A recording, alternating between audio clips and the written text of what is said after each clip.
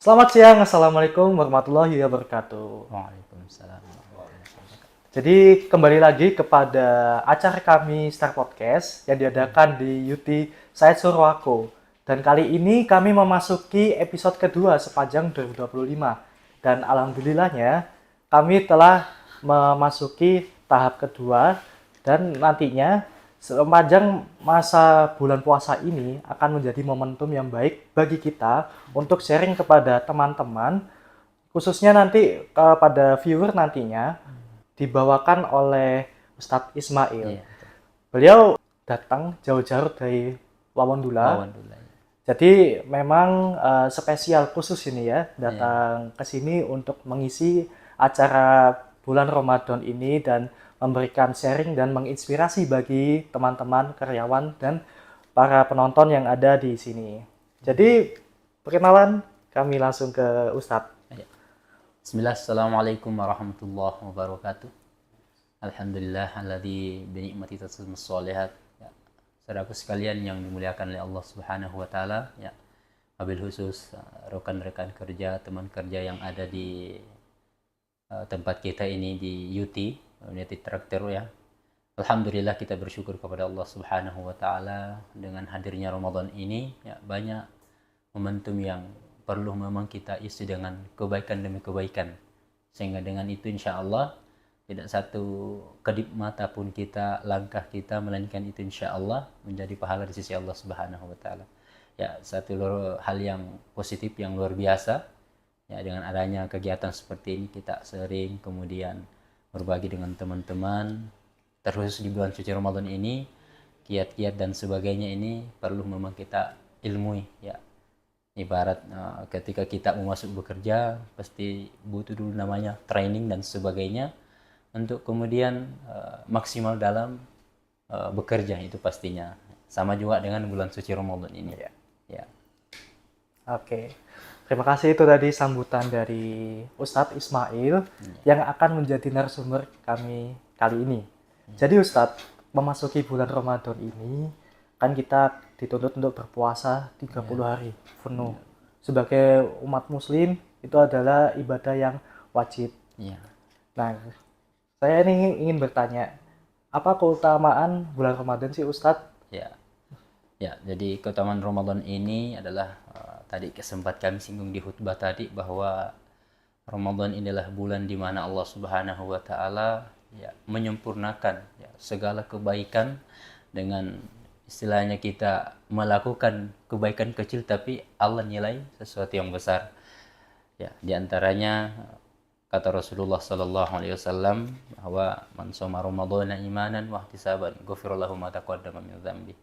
Ya, hadirnya Ramadan ini bukan membuat kita untuk terkekang dengan aktivitas kita, justru sebagai seorang muslim harus merasa memiliki spirit yang luar biasa, bahkan yang harusnya lebih berlipat kali ketimbang bulan yang sebelumnya. Kenapa?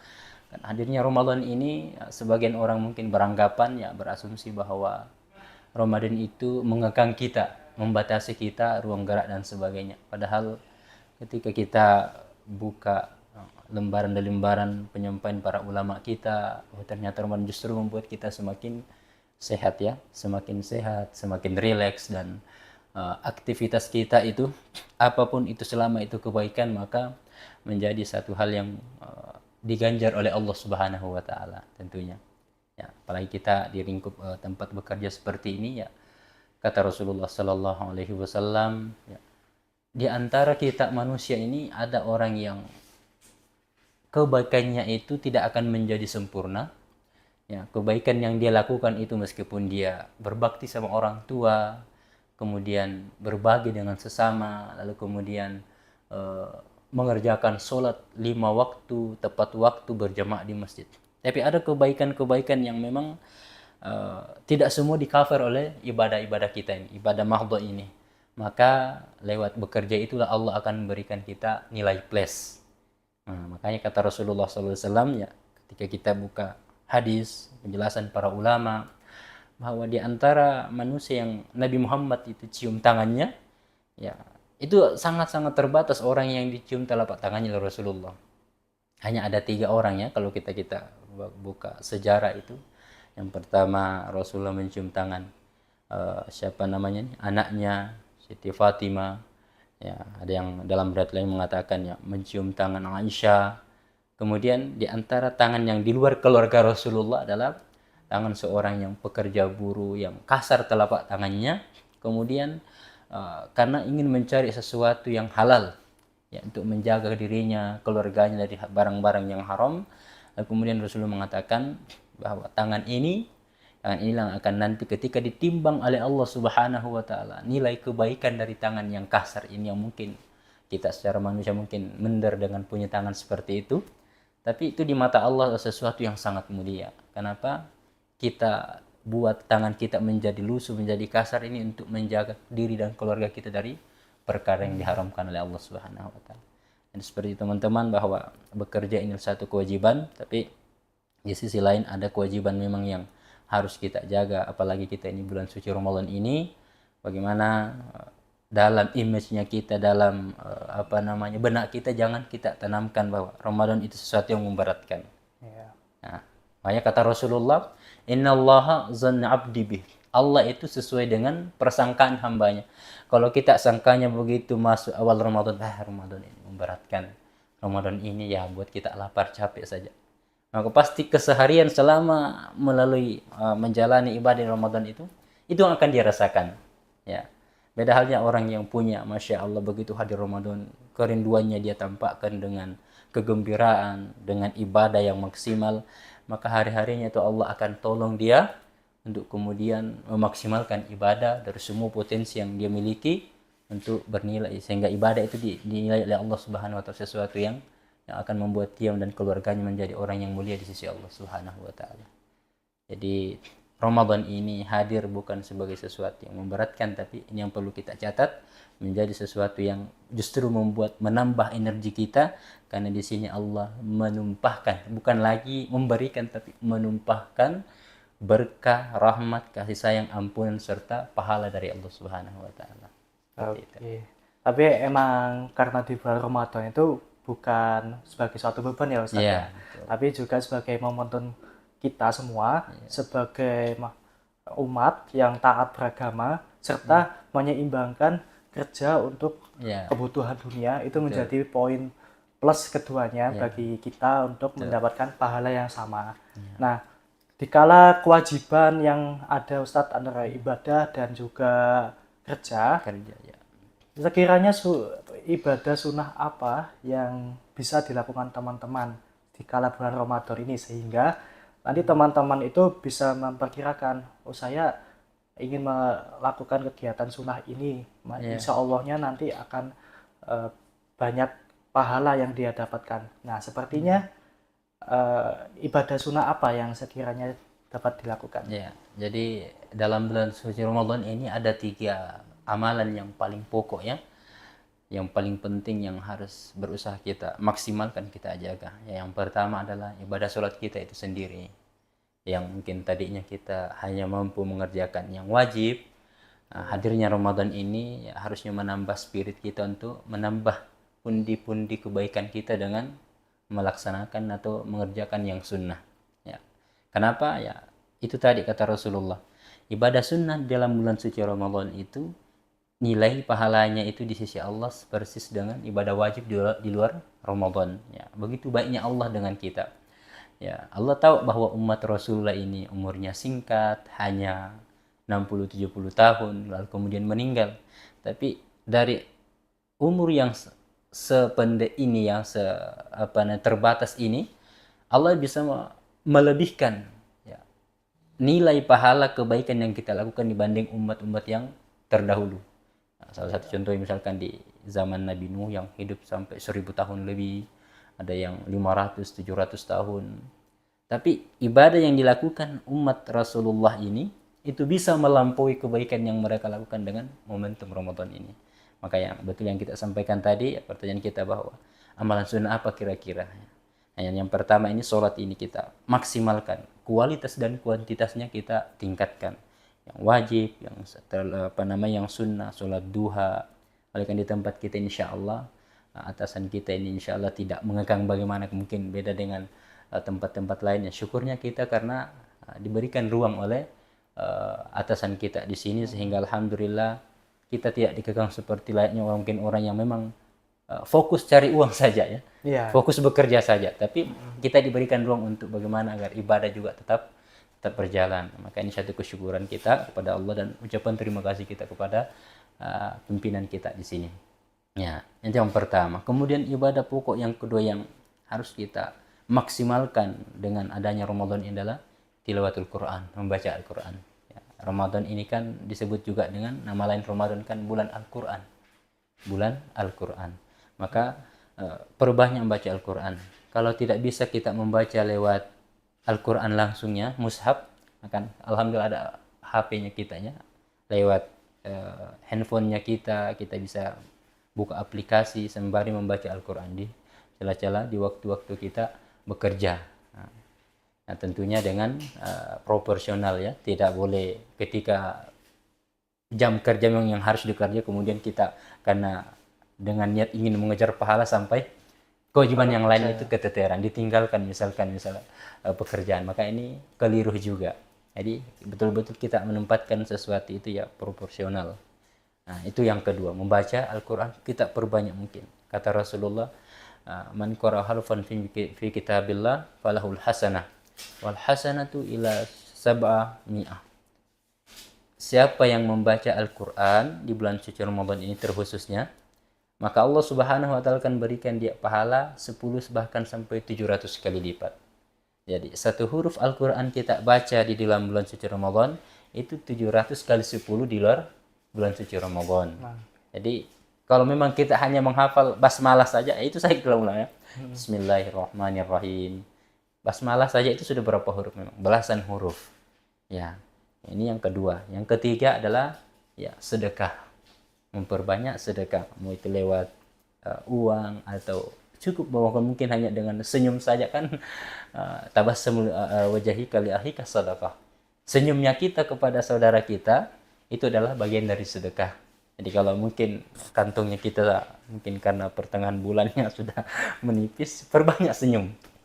Perbanyak senyum. Asal jangan senyum di tempat yang memang mungkin tidak ada orang kita senyum, kan nanti teman kita ngiranya ada sesuatu yang aneh ya. Seperti itu yang tiga. Kemudian ya, sholat ya, baca Quran, kemudian sedekah. Itu ibadah-ibadah yang harus kita perbanyak selama bulan suci Ramadan ini, sehingga dunianya kita dapat, terlebih lagi akhiratnya kita dapat. Ya, itu seperti itu. Iya, jadi memang di samping ibadah yang ada, wajib dan sunnah, tentunya kan kita sebagai umat muslim dikala berpuasa ini kan menjaga lisan dan sikap. Terkadang Ustaz, saya sendiri sebagai anak muda juga suka julid, suka lain-lain lah yang membuat kami itu nggak sadar kalau lagi berpuasa, tapi kok malah ngelakuin hal yang tercela gitu. Itu menurut Ustadz, kami udah melakukan hal tercela tersebut, itu impact-nya kepada pahala pada saat puasa itu bagaimana Ustadz? Dan bagaimana kita supaya terhindar dari hal tersebut? Gitu. Jadi yang pertama bahwa memang Imam Al-Ghazali itu ya mendefinisikan puasa itu dalam 3 tahapan ya, 3 tingkatan. Jadi ada puasanya orang awam, ada puasa khusus, dan ada puasanya orang-orang yang istimewa. Jadi puasa orang awam itu dia hanya sekedar menahan makan dan minum, tapi yang lain ini tidak dipuasakan. Ini puasa kebanyakan orang ya, hanya sekedar menahan lapar dan haus, tapi anggota tubuhnya dia tidak puasakan. Maka ini tingkatan yang paling di bawah ya, tingkatan orang yang hanya sekedar menahan makan dan minum, tingkatan puasa orang awam. Nah, tingkatan yang kedua adalah puasa tingkatan khusus. Sembari dia menahan lapar dan hausnya, dia juga tetap mempuasakan tangannya, tidak melakukan sesuatu yang melanggar syariat, menyakiti temannya, kemudian dari lisannya, meskipun dalam kondisi bercanda, tapi yakin dia bahwa candaan saya ini akan nyeletuk di hati teman saya, buat dia tergores hatinya, maka ini kita hindari. Kemudian matanya dipuasakan, kemudian kakinya dipuasakan. Nah, ini puasa orang yang khusus. Artinya naik level lagi dia puasanya. Karena dia sudah mampu puasakan tangannya, kakinya, lisannya, penglihatannya. Nah, puasa yang tingkatan yang paling tinggi adalah puasanya orang-orang yang spesial. Yang spesial yang seperti apa? Nah, dia tidak hanya lagi mempuasakan anggota tubuhnya, tidak lagi hanya sekedar menahan lapar dan minum, lapar dan haus, dan tidak juga hanya sekedar menahan diri berhubungan dengan pasangan yang halalnya, suami istri, tapi terlebih lagi dia puasakan hatinya. Seperti apa maksudnya? Dia berusaha meninggalkan hal-hal yang kerdil. Ya, dia tinggalkan perkara-perkara yang kira-kira kalau saya lakukan ini akan mengurangi pahala yang sempurna dari Allah Subhanahu wa taala. Sehingga ucapannya dia betul-betul dia puasakan, anggota tubuhnya, hatinya pun dia jaga, dia puasakan. Dia hindari yang namanya menggibah, hasad, iri hati, ya, apalagi di tempat kita bekerja ini kan, lingkup kerja ini pasti itu di mana-mana ya, di mana ada bahasanya para ustadz, di mana ada Musa, di situ ada Fir'aun, maksudnya seperti itu ya. Di mana orang baik pasti ada orang jahatnya. Nah, lingkup tempat kerja begini kan tidak dipungkiri pasti ada hal-hal yang mungkin di luar yang kita harapkan, misalkan mungkin teman kerja dan sebagainya yang di depan kita baik, tapi begitu membelakang ya kita dicerita belakang misalkan. Terlebih lagi dalam mungkin kontestan yang ingin mendapatkan satu posisi, ya sampai kebanyakan orang itu saling sikut menyikut. Mungkin di depan dia seperti temannya, tapi begitu di belakang ya dia lakukan hal yang mungkin tidak terduga oleh kawannya sendiri ini, seperti itu. Maka tingkatan istimewa dalam puasa ini mempuasakan semuanya. Hatinya dia puasakan, kemudian lisannya dia betul-betul meninggalkan hal-hal yang kerdil. Kalau ini hanya sifatnya dunia sementara, lantas kemudian gara-gara ini kadar kebaikan, nilai pahala puasa saya ini Allah kurangi, maka dia tinggalkan. Maka puasa hatinya pun dia puasakan. Jadi semoga kita semua ini tergolong orang yang di level tertinggi ini. Mainnya lagi bukan lagi di level terendah, tapi kita mainnya di level tertinggi. Bagaimana seluruh anggota tubuh kita, kemudian hati kita ini kita puasakan dari hal-hal yang bisa mengurangi pahala kita. Apa kata Rasulullah? Ya, man lam yada' qaula zuri wal amila bihi falaisa hajatul lillahi ayada' ta'amahu wa syarabah. Siapa di antara kita ini yang katanya sudah menahan makan dan minum tapi tidak mempuasakan lisannya, bicara kotor, kemudian bicara keji, di antara rafash itu ya menggibah, mencaci maki, mencela, ya, meskipun dalam kondisi mungkin bercanda tapi yakin kita akan menyakiti hati saudara kita ini, ya kata Rasul, maka Allah tidak butuh dia meninggalkan makan dan minumnya. Ya, jangan sampai kita menjadi orang yang sudah selama 1 bulan, ibarat kita karyawan ini bekerja selama 1 bulan, tapi begitu akan menerima gaji upah kita tidak dapat. Kenapa? Oh, ternyata kita tidak mengisi list. Padahal kita selama 1 bulan full kita masuk kerja. Bahkan mungkin lembur ya. Tapi lupa mengabsen. Sehingga begitu dilihat sama atasan kita, bagian yang akan menyerahkan mungkin gajinya kita. Wah, masa 1 bulan kita kerja nah tidak ada apa namanya nih, list nama tidak ada absen ini. Maksudnya kosong semua. Nah, salah satu penyebabnya itu seperti ini. Ibarat puasa juga seperti itu. Puasa kita menahan makan dan minum tapi lisan tidak terjaga, pandangan tidak terjaga, maka betul kita selama 1 bulan ini lapar, haus, tapi begitu Idul Fitri nanti kita termasuk orang yang diwisuda tapi tidak dapat ijazah. Seperti itu. Maka silahkan mari kita puasakan semuanya. Insya Allah dengan puasa Ramadan ini mendidik kita. Bulan Tarbiyah ini mendidik kita menjadi semakin orang yang lebih baik, menahan segalanya, sehingga tidak hanya di Ramadan kita jaga, tapi di luar Ramadan pun kita implementasikan. Suksesnya Ramadan kita bukan ketika kita khusyuk selama 1 bulan ini, tapi suksesnya Ramadan yang kita lakukan akan nampak 11 bulan ke depan. Apa efeknya selama 1 bulan kita di tarbiyah ini, selama 11 bulan ke depan. Ya, seperti itu. Oke. Ya. Ternyata emang banyak sekali yang sekiranya kita semua harus sadar itu semua ya. Karena semua perbuatan yang disadari walaupun tidak, itu pun juga ada maknanya juga. Jadi memang kita harus hati-hati juga, jaga mata juga bagi teman-teman yang selama berpuasa. Jadi puasa ini memang melatih kita secara pribadi untuk lebih baik lagi menjaga dari nafsu. Nafsu itu dari nggak hanya dari makan dan minum, tapi juga dari mata, dari hati dan pikiran. Betul. Jadi memang seperti itu untuk membentuk pribadi yang lebih baik dan kembali ke fitri nanti jadinya pada saat kembali Idul fitri, Fitri ya. Oke.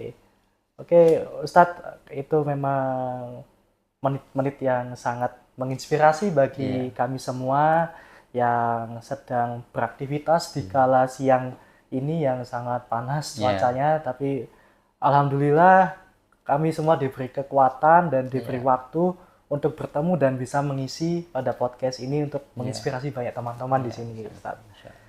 Oke, mungkin dari Ustadz apa yang bisa dikasih masukan dan semangat bagi kami yang bekerja dan untuk perusahaan apa? Jadi terkhusus teman-teman rekan-rekan kerja bahwa jangan kita berkecil hati mungkin dengan sibuknya kita bekerja sehingga kita tidak mampu menyamai rekor mungkin orang-orang yang memang dia khususkan selama Ramadan itu untuk ibadah.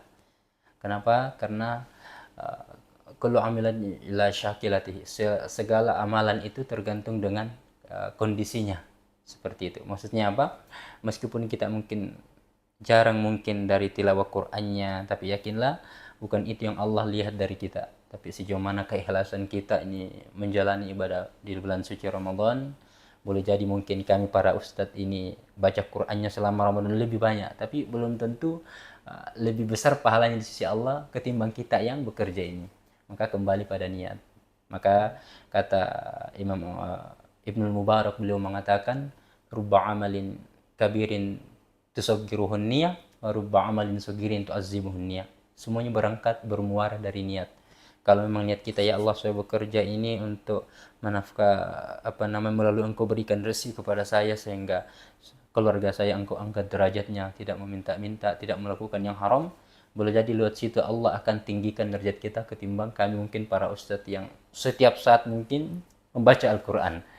Yang kedua, bahwa dengan apa yang disampaikan Imam Ibnu Mubarak tadi ini, boleh jadi mungkin saya lebih banyak ibadahnya kebanding kita, dibanding kita mungkin, tapi bisa jadi karena persoalan niat itu yang membedakan. Sehingga kata Rasulullah, ada dua orang yang 60 tahun sholat berjamaah. Dua orang. Dia sholat di saf terdepan. Sama-sama di saf terdepan. Kemudian takbiratul ihram selama 60 tahun bersama imam. Baca Qur'annya sama, sholatnya sama, zikirnya, sedekahnya pun sama nilainya. Tapi begitu ditimbang oleh Allah kebaikannya, nilai pahalanya oleh Allah, maka antar langit dan bumi. Apa penyebabnya? Dari niat, dari niat kita. Maka ikhlaskan niat kita, betul-betul berpuasa semata-mata mengharapkan pahala dari Allah dan ampunannya. Lalu itu Allah berikan kita kebaikan demi kebaikan, sehingga sangat penting yang namanya menjaga niat ini. Apa kata ulama? Tergelincirnya kemaluan, mohon maaf di bulan Ramadan ini, tergelincirnya kemaluan seseorang kepada sesuatu yang diharamkan oleh Allah itu tidak lebih berbahaya daripada tergelincirnya niat ketika kita melakukan ibadah.